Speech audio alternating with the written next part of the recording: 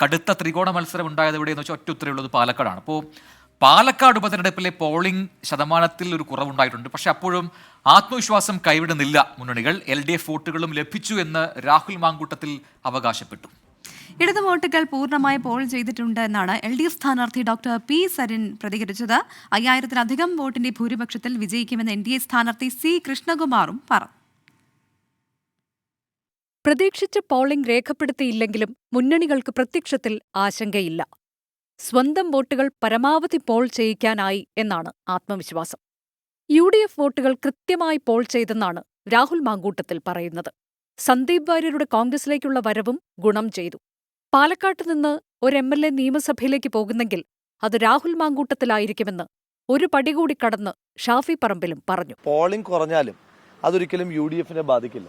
LDF സെന്റിമെന്റേഴ്സിന്റെ vote ഉറപ്പായിട്ടും കിട്ടിയിട്ടുണ്ട്. CPM-ഉമായൊക്കെ ബന്ധപ്പെട്ട് നിൽക്കുന്ന ചില ആളുകൾ ഇന്നും ഇന്നലെയൊക്കെയായിട്ട് ഫോൺ വിളിച്ചിരുന്നു.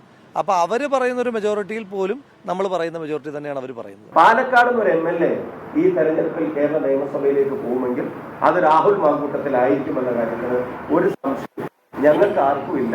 ഇടത് വോട്ടുകൾ പൂർണ്ണമായി പോൾ ചെയ്യപ്പെട്ടിട്ടുണ്ടെന്നും സഖാവായി തുടരുമെന്നും LDF സ്ഥാനാർത്ഥി ഡോക്ടർ പി സരിൻ 24-നോട് പറഞ്ഞു. ഇത്രയും പുരുഷാരമായി കാണുമ്പോൾ, ജനാവലിയായി കാണുമ്പോൾ എൻ്റെ കണ്ണ് നിറഞ്ഞുപോയി എന്നുള്ളത് സത്യമാണ്. ആ ഒരു സഖാവ് എന്നുള്ള വിളിയിലെ ഒരു പാരസ്പര്യം ഇത് മുന്നോട്ട് കൊണ്ടുപോകുന്ന ഒരാളായിട്ട് തന്നെ ഇവിടെ ഉണ്ടാവും. 5000-ലധികം വോട്ടിന്റെ ഭൂരിപക്ഷത്തിൽ വിജയിക്കുമെന്നാണ് NDA സ്ഥാനാർത്ഥി C കൃഷ്ണകുമാർ പറയുന്നത്.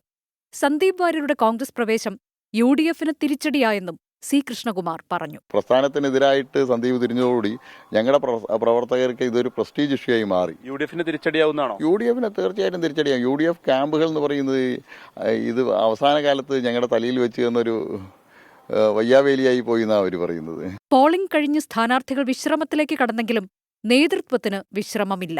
ബൂത്ത് തലത്തിലുള്ള കണക്കുകൾ ഒത്തുനോക്കി ജയസാധ്യതകൾ പരിശോധിക്കുന്ന തിരക്കിലാണ് അവർ. ശനിയാഴ്ച ഉച്ചവരെ ഈ കണക്കുകൂട്ടലുകൾ തുടരും. 24 പാലക്കാട്.